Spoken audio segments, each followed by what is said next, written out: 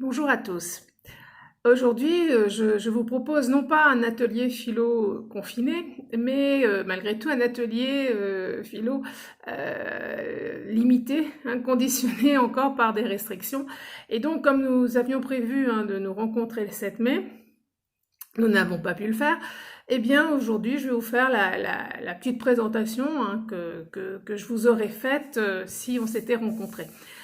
Alors, on vous avait proposé donc d'envisager la question suivante, hein, pourquoi faire de la philosophie? Avant d'essayer de répondre à cette question, et on peut déjà se demander pourquoi poser cette question, hein, pourquoi on se demande pourquoi faire de la philosophie. En effet, si elle se pose cette question, c'est que parfois, on peut se dire que faire de la philosophie, ça ne sert pas à grand-chose, déjà. C'est compliqué, parfois, hein, on pense ça. Et également, la philosophie représente une occupation pour des gens qui n'ont pas grand-chose d'autre à faire, qui ont donc du loisir, hein, et qui peuvent passer du temps à se triturer les méninges, hein, pour dire les choses un peu familièrement. Et moi, hein, comme Denis, on consacre une bonne partie de notre temps à la philosophie et on pense que ça a une certaine importance, en tout cas pour nous ça a du sens. Alors il ne s'agit pas de dire ici pourquoi moi je fais de la philosophie, enfin pourquoi en tout cas ça m'intéresse, mais de voir ça de manière plus générale. Alors, la philosophie, je vais revenir un petit peu en arrière, hein, je vais faire un tout petit peu d'histoire des origines. La philosophie n'a pas toujours existé. Elle est apparue, en tout cas pour la philosophie occidentale, elle est apparue au VIe siècle avant Jésus-Christ, en Grèce. Celui qui invente le mot philosophie, c'est un mathématicien, enfin en tout cas on le connaît comme tel, c'est Pythagore. Et ce mot philosophie signifie étymologiquement amour du savoir. Alors, qu'est-ce que ça veut dire? Qu'est-ce que c'est que cet amour du savoir et pourquoi Pythagore invente ce terme? Ce qu'il faut savoir, c'est que jusqu'alors, hein, jusqu'à ces grands savants que furent Pythagore, Thalès, etc., jusqu'alors, en fait, les hommes, en particulier les Grecs, hein, essayaient de trouver des explications au monde dans lequel ils vivaient. Et ces explications, eh bien, il les trouvait dans les mythes, hein, dans les histoires qu'on pouvait raconter, donc d'une certaine manière, hein, dans des choses un peu merveilleuses, mais c'était donc dans le but, enfin, ces explications n'étaient pas ridicules, dans la mesure où il s'agissait pour ces hommes de trouver du sens, hein, au monde auquel ils étaient confrontés.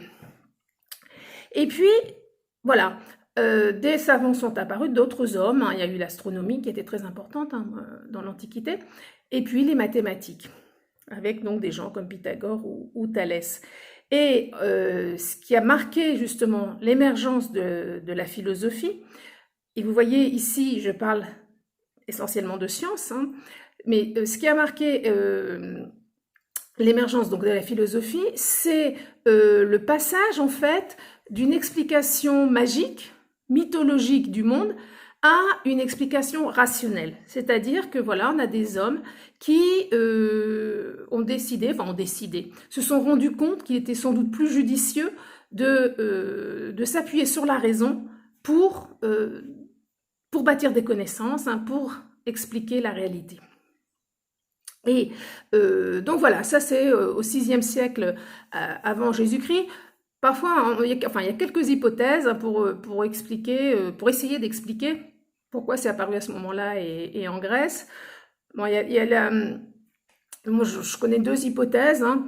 L'une dit que c'est parce que en Grèce existait une forme de démocratie, mais une démocratie particulière, puisque seuls participaient au gouvernement les hommes libres, et puis il y avait les esclaves qui s'occupaient du travail, du travail quotidien, hein, visant à la résolution des besoins.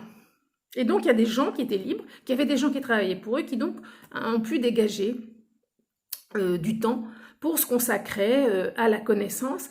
Et donc, voilà, c'est cette organisation sociale qui aurait permis l'émergence de cette discipline. Ça, c'est la première hypothèse. La deuxième hypothèse, d'ailleurs, qui n'est pas forcément incompatible avec la première, elles peuvent être complémentaires, c'est que la Grèce a la particularité d'être un pays à la fois continental, mais qui a aussi des îles. Et donc, les Grecs ont dû voyager, ont dû partir sur la mer, ont dû entreprendre, ce qui leur a donné, enfin, ce qui exigeait d'eux un esprit d'aventure, et puis ce qui leur a permis aussi de rencontrer d'autres cultures, des cultures différentes, qui avaient des mœurs différentes. D'ailleurs, vous le savez sans doute, les Grecs appelaient barbares ceux qui ne parlaient pas leur langue. Donc, ils ont été confrontés à la différence et ça les a interrogés. Donc voilà, deux raisons peut-être qui ont poussé les Grecs à s'interroger sur le monde. Et puis bon, comme ils voyageaient, ils avaient besoin quand même d'avoir certaines certitudes. Et c'est pourquoi l'astronomie a été d'ailleurs très répandue à ce moment-là. Donc, et c'est Aristote qui nous a expliqué ça. Au fond, finalement, les premiers philosophes, il le dit dans un texte, les premiers philosophes sont ceux qui ont pensé à aller au-delà de ce qu'ils voyaient quotidiennement, se sont intéressés à des choses de plus en plus compliquées et donc ils ont développé leurs connaissances. Donc on voit ici que le mot philosophie ne renvoie pas à la philosophie telle qu'on la connaît aujourd'hui. Elle était beaucoup plus large. En fait, la philosophie à ce moment-là, et ça a duré jusqu'au XVIIe siècle, la philosophie englobait tous les savoirs. Au fond, les philosophes, c'était des savants. Et leur objectif, c'était bien de bâtir des connaissances. Et pourquoi jusqu'au XVIIe siècle? Parce que, donc jusqu'au XVIIe siècle, pourquoi? Par exemple, Descartes, Leibniz, Pascal étaient des philosophes, on les connaît comme philosophes, mais c'était aussi des scientifiques. On dirait ça aujourd'hui, des scientifiques. Bon, à l'époque, on parlait plutôt de savants. Descartes, il s'est intéressé à ce qu'on appelle aujourd'hui la biologie, mais aussi à la physique. Il y a les lois de Descartes concernant la réfraction de la lumière. Puis on parle de tableaux cartésiens. Les tableaux cartésiens, ce sont ces fameux tableaux à double entrée. Pascal, donc philosophe, mais aussi mathématicien et physicien, puisque la pression atmosphérique, on la mesure en Pascal ou en hectopascal. Mathématicien, puisque c'est lui qui invente le calcul des probabilités. Leibniz aussi, toujours du XVIIe siècle, lui qui est allemand, et philosophe, mais aussi mathématicien, puisque lui va travailler sur le calcul des intégrales. Donc voilà, de l'Antiquité jusqu'au XVIIe siècle, ce sont les mêmes hommes qui font la philosophie et les mathématiques. Ça c'est pas au XVIIe siècle parce que les savoirs ont éclaté, et puis surtout se sont multipliés, puisque jusqu'au XVIIe, en gros, on avait l'astronomie, les mathématiques. Au XVIIe, il y a la physique qui émerge, avec Galilée, Newton, et ensuite la chimie au XVIIIe siècle, la biologie au XIXe siècle, et donc tout ça, voilà, ça va faire qu'un même homme ne pourra plus posséder tout le savoir dans sa tête. On dit, je sais pas, c'est peut-être une légende, mais on dit que Leibniz était le dernier homme à avoir possédé tout le savoir dans sa tête.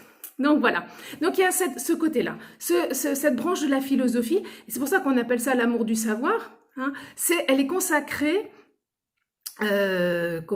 Elle est consacrée à la connaissance. Alors, philosophie, c'est aussi l'amour de la sagesse. Ici, j'ai employé le mot savoir parce que la sagesse, en latin, c'est la sapientia. Ça renvoie justement au savoir. Et ce terme de sagesse, il renvoie à deux choses. La première, celle que je viens d'évoquer, au savoir, la connaissance. Donc ça, c'est une partie de la philosophie. Pourquoi il faut faire de la philosophie? Pour élaborer des connaissances, pour connaître toujours mieux le monde dans lequel nous vivons et aussi, bien sûr, pour nous connaître nous-mêmes. Ça, c'est le premier aspect. Le deuxième aspect, de la sagesse, de cet amour de la sagesse, ça renvoie aussi à la morale, c'est-à-dire à nos actes, à ce que nous faisons et à la valeur de ces actes. Et ça, pour expliquer un petit peu cette partie-là de la philosophie, je vais plutôt m'appuyer sur Platon. Non pas qu'Aristote, il a fait aussi de la morale, il a fait de la politique, etc., de la philosophie morale plutôt, et de la philosophie politique. Mais donc Platon, lui, donc, qui était le maître d'Aristote, hein, donc il le précède. Platon, lui, qui est aussi mathématicien, puisque, sur son école, hein, l'académie, au fronton hein, de cette école était inscrit « Nul n'entre ici s'il n'est géomètre ». C'est-à-dire qu'en fait, pour commencer à faire de la philosophie, il faut avoir déjà fait des mathématiques, fait de l'astronomie, enfin, avoir pratiqué tous les autres savoirs. C'est pourquoi, en gros, on commençait à faire de la philosophie au temps de Platon, hein, vers l'âge de 40 ans. Donc c'était pas incompatible. Hein. Platon, il connaît, il a fait des mathématiques, etc. Et donc, mais il va dire, comment? Il va faire autre chose de la philosophie, si je puis dire ça comme ça. En fait, on l'avait évoqué lorsqu'on a parlé hein, du fameux courage de Socrate. Platon, comme je l'avais dit à ce moment-là, a été particulièrement choqué de la condamnation à mort de son maître Socrate, hein, Socrate qui pour lui était l'homme le plus juste que la cité athénienne avait en son sein. Et donc Platon va considérer qu'il faut absolument, absolument philosopher, hein, puisqu'il pense que c'est l'opinion et donc l'ignorance, qui ont condamné Socrate à mort. Pourquoi? Parce que les opinions, elles sont subjectives, on peut les partager, mais on ne pourra pas se mettre d'accord. Une opinion ne sera pas plus juste, plus vraie qu'une autre. Hein. Elles vont toutes se valoir d'une certaine manière. Donc, ces opinions subjectives, comme elles sont multiples et justement subjectives, on va avoir des difficultés à trouver des points de rencontre hein, qui vont nous permettre de nous mettre d'accord. Et ces opinions, comme elles sont subjectives, pourquoi elles sont subjectives? Parce qu'elles s'appuient la plupart du temps sur ce que nous ressentons, c'est-à-dire sur nos sentiments. Et ces sentiments, eh bien, finalement, nous maintiennent bien souvent hein, dans l'ignorance. Hein, puisqu'au fond, nous prenons comme étalon hein, de mesure ce que nous vivons, ce que nous ressentons. Nous gardons un point de vue très réducteur, hein, très réduit, et cela nous empêche de pouvoir considérer les choses dans toute leur perspective. Et du coup, Platon va dire il faut cesser de s'appuyer sur ces sentiments, et donc sur ces opinions que nous formons à partir de ces sentiments. Nous devons nous appuyer sur la raison. Pourquoi sur la raison? Parce que la raison, c'est une faculté commune, universelle à tous les hommes. Par exemple, hein, dans toute raison, donc si vous voulez, en tout homme, se trouvent 3 principes logiques, et c'est comme ça qu'on peut se mettre d'accord, qu'on peut voir si une chose est vraie ou pas. Ces 3 principes logiques, ce sont le principe d'identité, A égale A. Quand je fais une équation, je fais bien une identité. J'essaie d'arriver à une identité.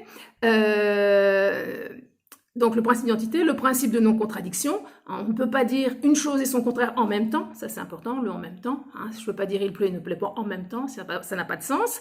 Et le principe du tiers exclu, c'est-à-dire qu'une chose est vraie ou elle est fausse, mais elle ne peut pas être entre les deux. Hein, c'est comme ça qu'on va aussi